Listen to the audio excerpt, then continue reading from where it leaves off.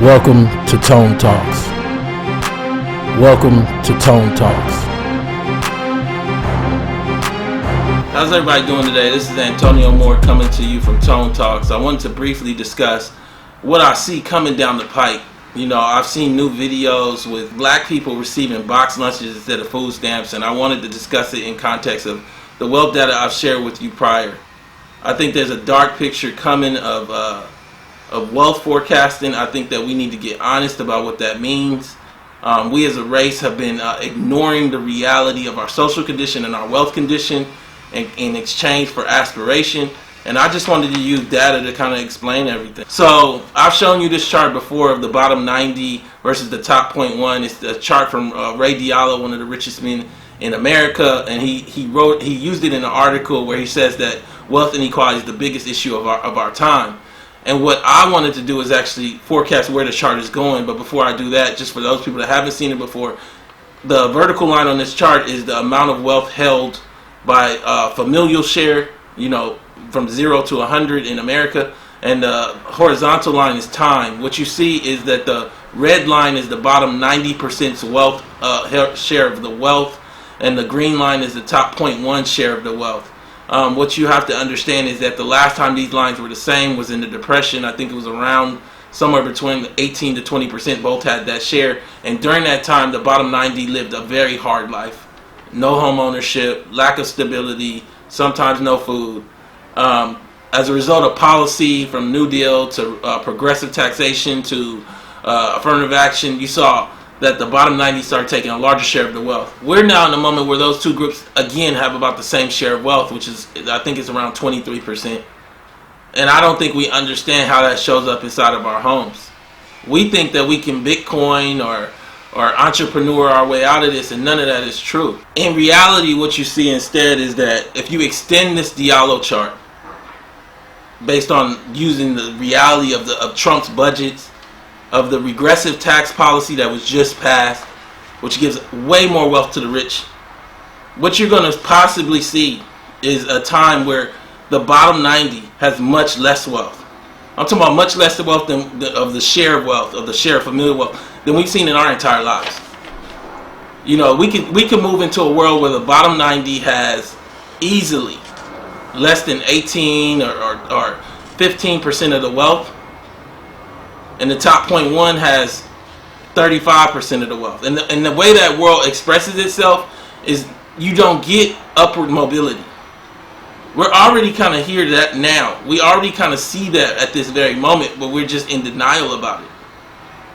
I think for a lot of us, the reality of our social condition has been denied away by expressing our hopes and dreams through Beyonce or Jay-Z or Oprah Winfrey, instead of dealing with the reality of what those people mean.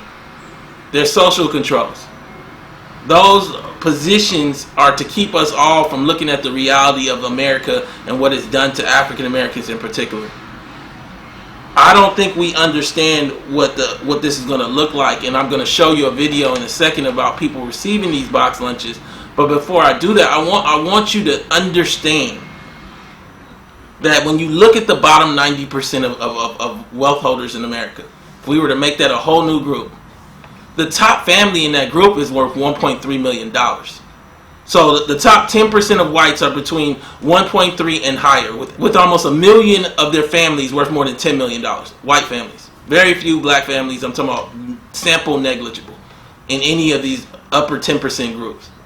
But, you know, we have less than 350,000 black families out of 20 million that are worth more than $1 million alone. That's it. I don't know where we have 20 million families, only like 350,000 with their pension in their house over more than $1 million. The entire framework of the black millionaire has been propaganda. So the reason why I'm bringing that up is the reality of black America is that the middle black family in this country without the car and the other depreciating assets is worth less than $1,500 or $1,700, whatever it is. Understand that's not a family. That's not a stable American family. That's not a family that gets to have dreams and hopes and everything else. But I don't think we understand is how this expresses itself in our homes. What I don't think we understand is when I say how it expresses itself, when the bottom 90% gets less wealth, expresses itself in black families. Understand that if you reset the bottom 90, like I was just saying, the top is 1.3. The middle it now becomes 115, 120. 80% of black households are below that figure. The only group that's above that figure is all boomer age families, beyond working age, not raising kids, their grandparents. The bottom half of the race is in the bottom half of the 90%. So even the bottom 90% doesn't have an even wealth share. We live in a moment, a time that is coming for us economically, and it's already really here. I want to cut in a section of a woman receiving her box from Donald Trump so we can get a real context. Okay, y'all. I got a box today that came today. This is some of the. This is the food that Trump is gonna deliver to us, y'all. Look at this here. Okay. This is the food box and it's gonna come in this big styrofoam box, y'all. Look at this shit. Trump is not lying.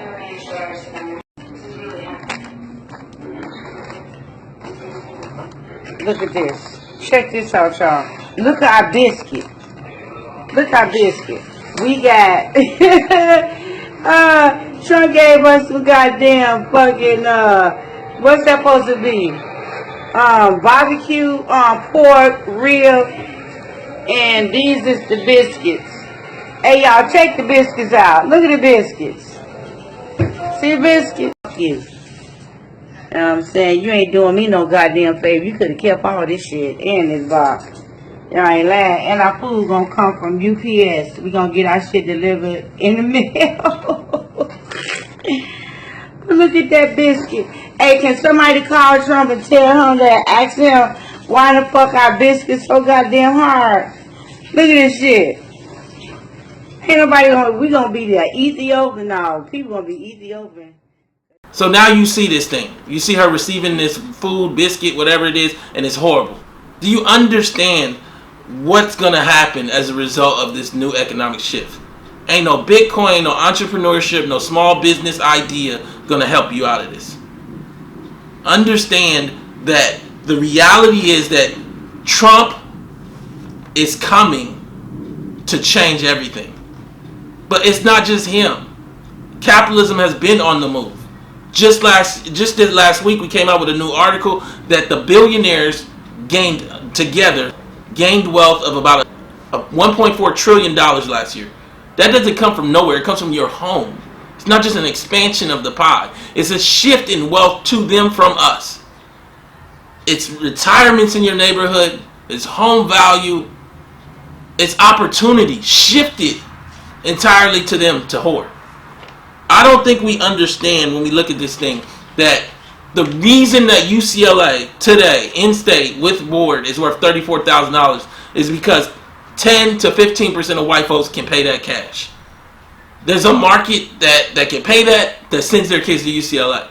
How many of you guys have $40,000, $50,000 in an account, just that, for one of your kids? For multiple of your kids. That's not for everything and bills and everything. No, it's earmarked for your kids. You don't touch it. I know that there aren't, because there's only 5% of black families that are worth more than $350 hard. You have a group where the group literally doesn't have enough to put $30,000 or $50,000 away for kids when education is jumping the way it is. They say that, I was reading the article just this morning, that said that it can move from $34,000 to in 20 years being $65,000 or $70,000 if it just takes the 2% increase that has been going on with board. And the reason why it can increase like that is because, again, white folks can pay. Not all white folks, but all the white folks that want to go to UCLA. Yeah. Our group has a large amount of people who dream, but not a lot of wealth at all. And the point of my video today is to really express to you that everything is speeding up now. That's what Trump did more than anything. He sped it up. The policies like Uber and lack of small business loans they all came through Obama and the Clintons. Welfare cuts. But Trump has speeded it up. You look over at Devos with education. For those of you that have children in charter schools, you should look up the Overton window, Overton. The whole point of putting your kids in charter schools, from their perspective, is to get you to shift right. From public schools to charter schools to private schools to no schools. That is the end game plan. To have you do your schooling at home through Google.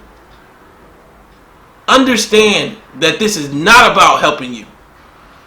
My thing to you today is, one, I wanted to really hammer down and give you a visual and show you this lady receiving this box of food and show you what it's going to look like, if not for yourself, for your immediate family, meaning your cousin or your sister, and ask yourself whether that's okay with you. The other thing I wanted to do was just to show you the reality of your own wealth condition and to show you the truth of what's coming.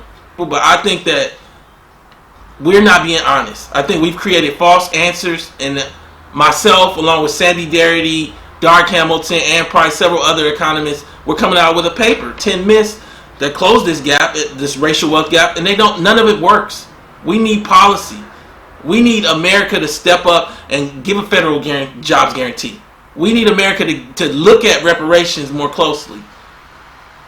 We need America to be honest about what happened and how it created African American failure.